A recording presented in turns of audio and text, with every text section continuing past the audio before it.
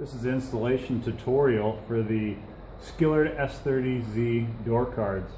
This one is for 77, 78. We also make them for the 74 through 76 as well as the 70 through 73. So these are 040 aluminum. They're powder coated wrinkle black. They're CNC cut. They also have CNC forming. You can see that they come with the fuzzy trim. It comes uninstalled. I've already installed this. The customer just needs to peel the 3M adhesive on the back and then stick it onto the door card.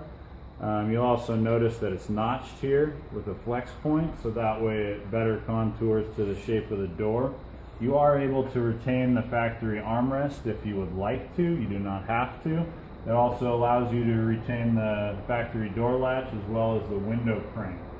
A couple things. This is the well nut that we use to replace the factory plastic clips. You can see that I have them in already, and right here this one isn't in, and so this should just slip right into the hole. If there's some of this black tar that's built up in there, you might need to clean it out, but these will just slip right in. When you go to install the provided hardware into these, you want to make sure that you don't over tighten them, because you can tighten these hard enough to pull the insert out. So when you go to install this door card, the first thing you're going to do is you're going to actually pull open the door handle, and once the door handle is pulled open, you can slip the door card right on. You want to make sure the window's down, and then after you slip the door handle through, you'll be able to line up the lock mechanism, flex this in, and then it pops right on down in. So now that I have the door card popped in, there is a little bit of adjustability to get it so that way you can get your holes lined up. And once you get your holes lined up, you'll take the provided hardware, washer and the button head Allen screw, and you're going to finger tighten these all the way around the outside.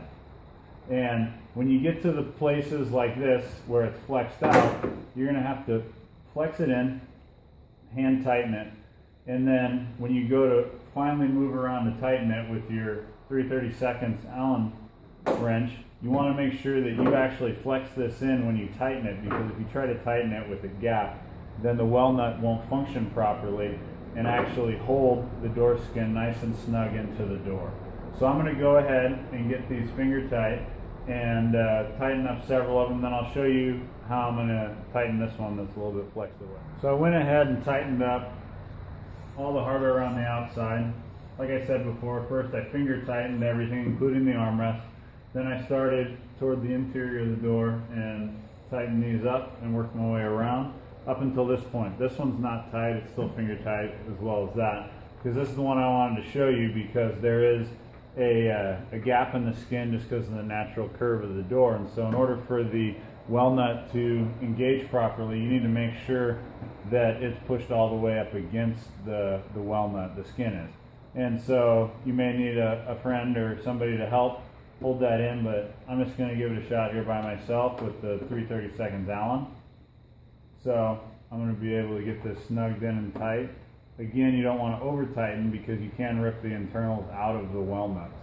So once this is snug, you can see that it's held nice and snug against the door. Then from there, I can take my 10mm socket and get this tightened up.